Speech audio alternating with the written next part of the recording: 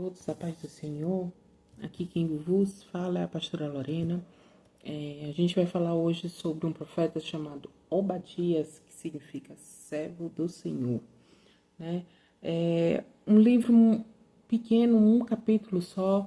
Então a gente vai conversar, vai ser até um vídeo, uma live bem rapidinho, né? A gente vai falar um pouco desse livro. É um livro, né, que o tema central é o orgulho. O tema central é você rir da queda do outro, né? Você se orgulhar da queda do outro, né?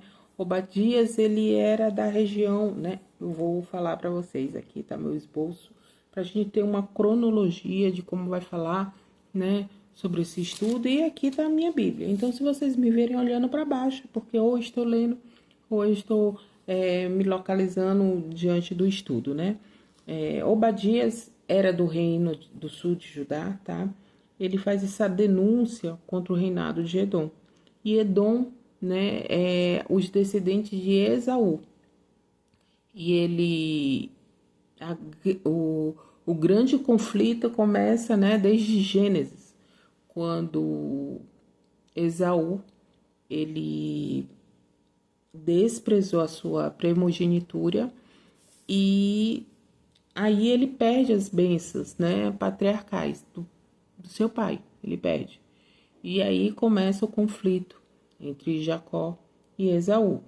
Eu sempre digo assim, todo mundo fala que Jacó é enganador, realmente ele enganou, mas nesse caso aqui ele não enganou, né? Ele fez uma proposta, Esaú aceitou a proposta, né? Foi de um comum acordo, então não teve esse engano. É como se eu dissesse assim, ó, eu tenho um Fusquinha, você tem uma Ferrari, você quer trocar? Você sabe o valor da sua Ferrari, você sabe o valor do Fusquinha, né?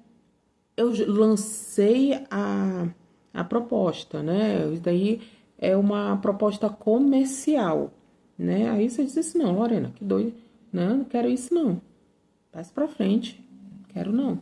A Ferrari eu sei quanto custou, quanto eu trabalhei, aí você vai me dar os seus motivos, né, por não querer comprar. Ou você pode dizer assim, não, eu compro. Eu sempre quis na minha vida ter um Fusquinha. Leva essa Ferrari, tá me dando dor de cabeça, isso e aquilo. Pode pegar ela. E essa foi uma proposta, né, descabida, mas não obscura, né? Foi descabida, mas não obscura. O que é obscuro? Eu vender, né, gato por lebre. E não foi isso, né? Ele fez a proposta às claras e Esaú aceitou a proposta dele e tá tudo certo, né? Caminho que vai para frente. Quantos de nós já não entramos numa negociação furada de forma obscura, né? Nesse caso aqui não, foi feito tudo às claras. Esaú, né? Era maduro, era adulto o suficiente para saber o que ele estava fazendo, né? Eu sempre digo assim, a gente não pode eximir a responsabilidade, é nossa responsabilidade e colocar a culpa no outro. É muito fácil a gente fazer isso diante, né, de vários acontecimentos na nossa vida. A culpa é do outro. Não tô dando certo porque o outro. As coisas não estão indo para frente porque o outro. E a sua culpa, né? E a sua responsabilidade? Não tem? É só o outro, é só o outro, é só o outro. Ah, mas é porque eu estou fazendo. Não, você está fazendo um sacrifício pela sua vida. Você tem que ter responsabilidade pela sua casa.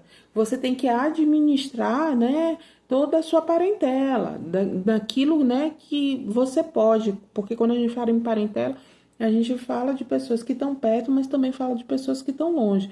Então a gente tem que ser administrador, saber colocar, né, algumas pessoas em nossa prioridade, colocar outras pessoas, né, em segundo plano, e tá tudo certo. A gente tem que ter responsabilidade sobre a nossa vida.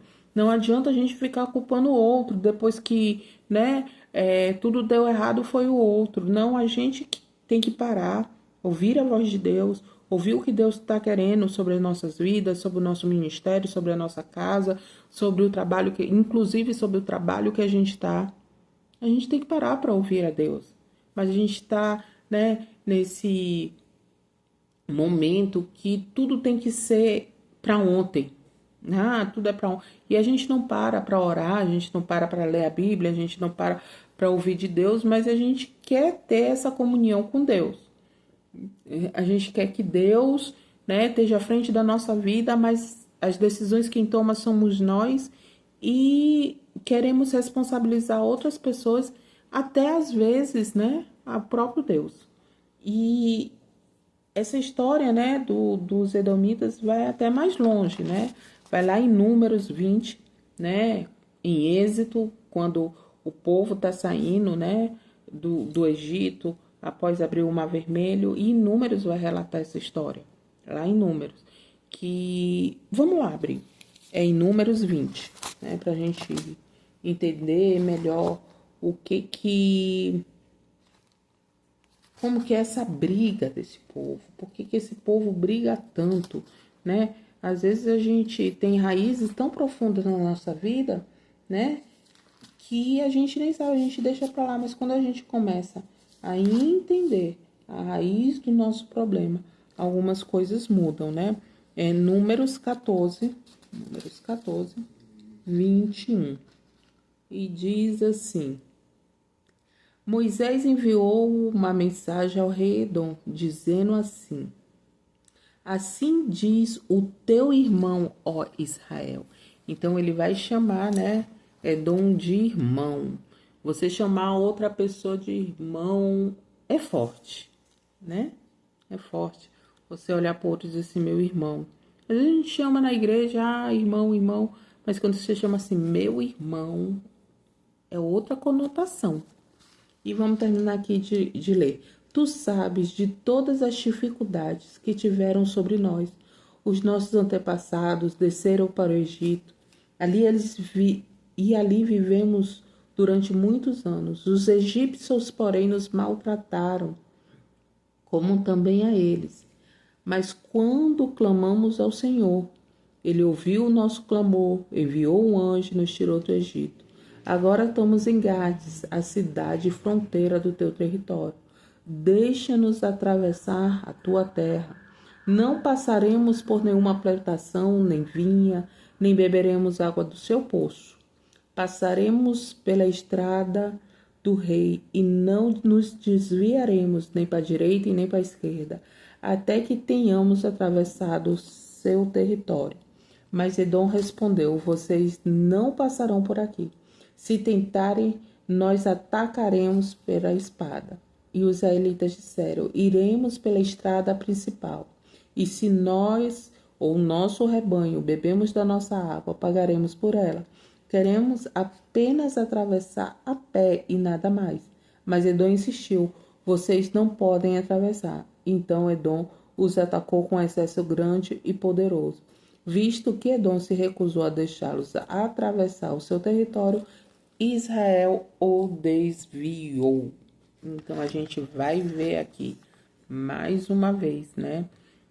Essa tensão entre Edom e Israel. E por fim, né? A gente vai entrar, né? A causa do juízo. Vamos voltar lá em Obadias. A causa do juízo, né? De Deus. E a causa do juízo começa lá, né? No versículo 10. Por causa da violência, da matança que você fez contra o seu irmão. Então, Deus está dizendo aqui, está reforçando essa ideia de irmandade. Ele imagina você, né? E contra o seu irmão. Imagina você ir contra, né? Aquele que, teoricamente, como no caso de Esaú e Jacó, na mesma barriga, irmãos gêmeos, né? Ser contra, imagine você comungar, estar em comunhão na mesma igreja e você ir contra esse seu irmão. É isso que Deus está dizendo, né? Hoje a gente quer colocar o pezinho para o outro cair, né? A gente quer que o outro desafine no louvor, que o outro erre na pregação, a gente quer que o outro derrube a água.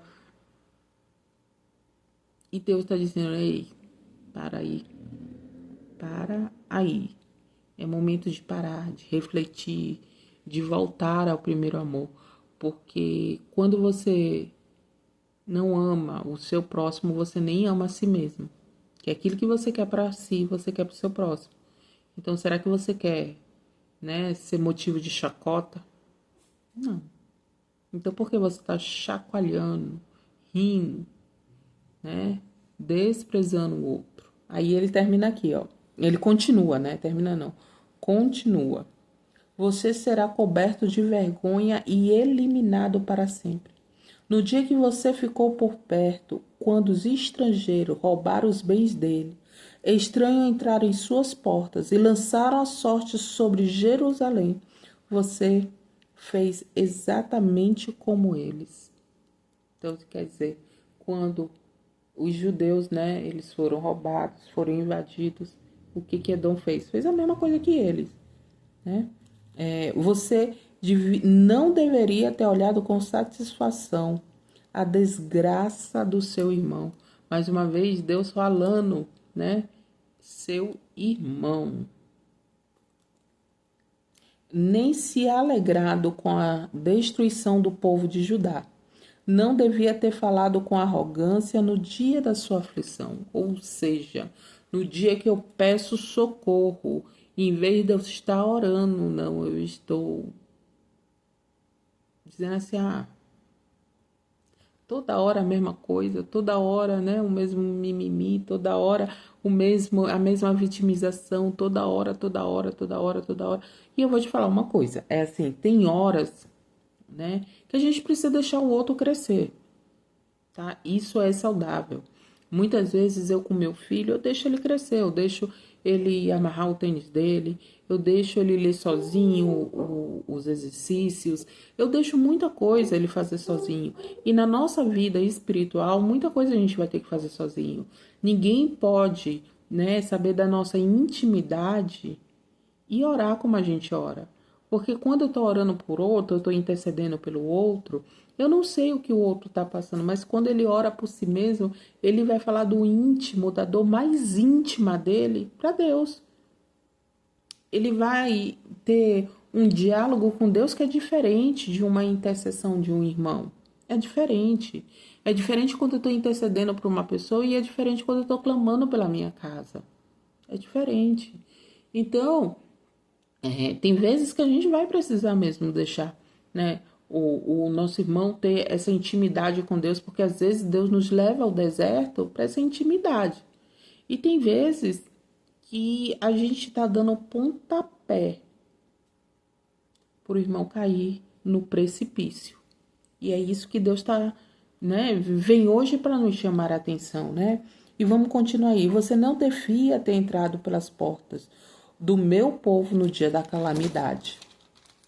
Nem devia ter ficado alegre com o seu sofrimento dele no dia da ruína e nem ter roubado as suas riquezas dele no dia da sua desgraça. Então, o que os edomitas fez, além de ter roubado? Se alegrado com sofrimento no dia da ruína, ou seja, no dia do nosso choro, no dia do choro do irmão. O outro tá rindo, tá se alegrando, né? Ele aproveita para roubar as nossas bênçãos, né? Ele se vê no direito de roubar aquilo que é nosso, né?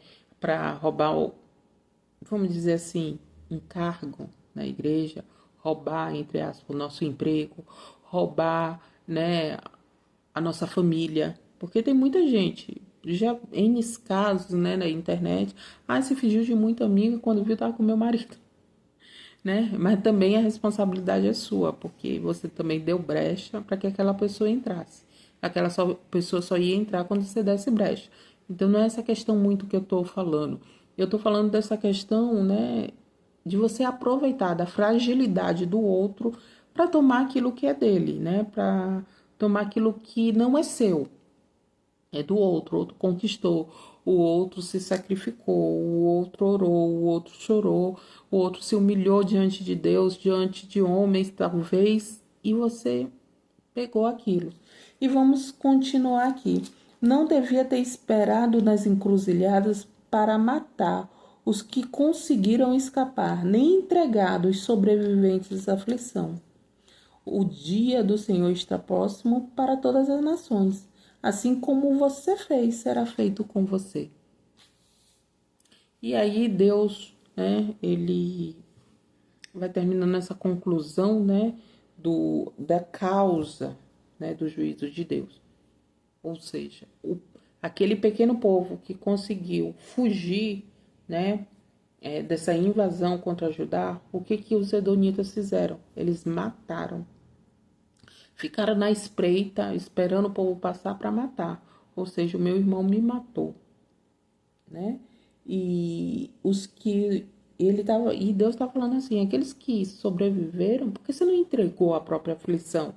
Porque você perder sua casa, você perder a sua família, você perder o seu terreno, a sua própria aflição. Entregue ele a própria aflição. Ele já está sofrendo, não, vocês resolveram matar, né? Vocês resolveram dar aquele chutinho, aquele que faltava para matar o próximo. E Deus está dizendo, vai ter o juízo para todas essas nações. E assim como você fez, vai ser feito com você. E aí que eu digo assim, a régua de Deus, a régua de Deus, não igual é a nossa. Ele sabe medir exatamente até onde a gente foi, por mais que a gente tente esconder. Se fingir de bom moço, se fingir de bonzinho, colocar aquela capinha de ovelha, mas Deus mede. E ele diz hoje, assim como você fez, será feito com você. O que você está fazendo? Será que você está plantando misericórdia? Será que você está plantando essa bondade? Será que você está plantando? O que você está plantando? Essa é a grande pergunta, né? Ninguém vai colher, né, morango quanto planta abacaxi. Quem planta vento vai colher vendaval. O que você está plantando? Porque mais lá na frente você vai estar lastimando aquilo que você está fazendo. E a gente vai terminar aqui. Os edomitas e o juízo do Senhor, né, sobre Edom, a gente vai ver que vai acontecer, né? Os edomitas vai ter a invasão de Edom por Babilônia e Roma. Os edomitas vão começar a perder sua identidade e, né, a sua identidade para outros povos, né? E a gente vai ver o juízo de Deus não foi só pelo orgulho, foi pelo orgulho, pela traição, né, de ter matado os outros irmãos, né, e pela essa violência, né? Acho que a pior violência que tem não é a traição de um desconhecido, é a traição daquele que é conhecido, né? A pior traição é essa. A pior dói mais quando é um conhecido. Dói mais você saber, né, que aquele irmão que está todo dia comendo com você, que está todo dia orando com você, que está todo dia na comunhão com você, é ele. É ele. É ele que vai fazer com que a sua destruição. Claro que às vezes Deus vai levantar Amós, Deus vai levantar Obadias, Deus vai levantar Jonas, Deus vai levantar Joéias. Para quê? Para que haja uma denúncia daquele irmão, né?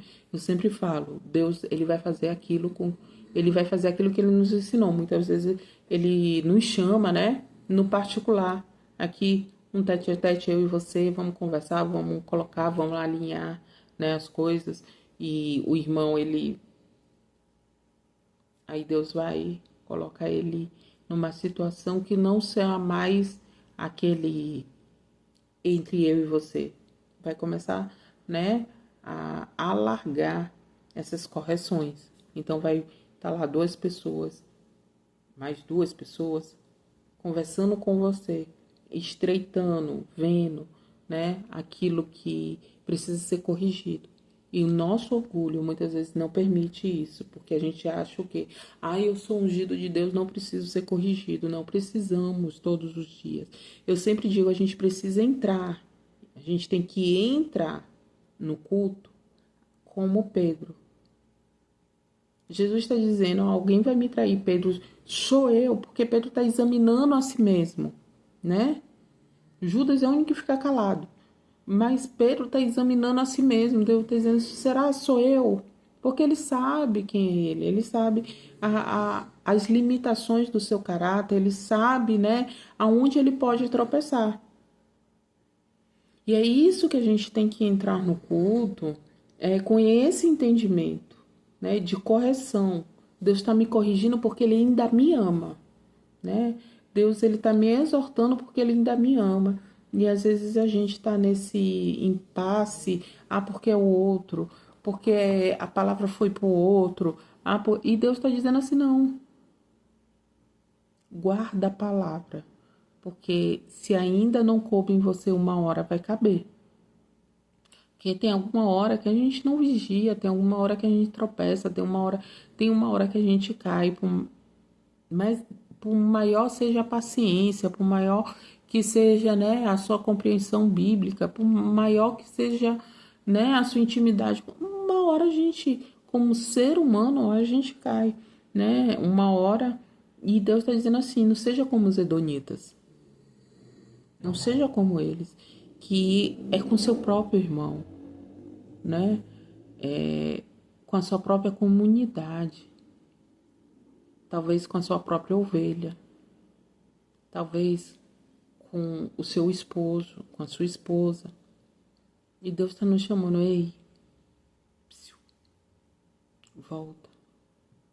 Ainda há tempo. Ainda há tempo de você orar. Ainda há tempo de você buscar. Ainda há tempo de você voltar. Eu clamo a Deus, até aqui no livro curto, né? Então, até aqui o que o Senhor nos deu.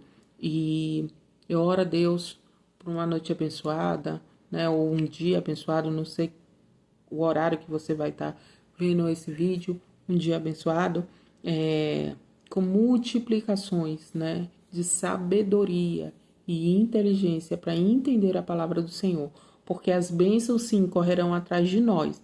Mas quando a gente entender as bênçãos do Senhor, entender as suas instruções, entender, né, as suas exortações, entender, né, os cuidados que precisamos ter, né?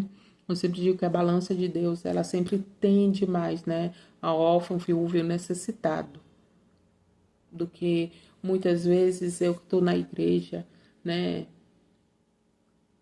em volta toda soberba, porque acho que eu sou melhor do que eles, que acho que estou num patamar cheia de vaidade, cheia de orgulho próprio, cheia de si. E Deus está dizendo, a minha balança tende mais para eles. E é aí que o negócio pega, né? Quando a balança de Deus tende mais, né, para os fragilizados. Então eu oro a Deus sabedoria, eu oro a Deus inteligência, eu oro a Deus essa sua busca diária pela palavra de Deus. Eu oro a Deus que haja incessantemente, né, essa intimidade com o Pai. Eu oro a Deus. Então, tenha, né, uma boa leitura da palavra de Deus, porque não fique só nas minhas palavras. Vai lá, é um livro pequenininho, de um capítulo só, 22 versículos, eu acho, 21 versículos. Então, assim, dá para você fazer rapidinho e tá mais, né, nessa intimidade com o Pai. Fica com Deus, fica na paz.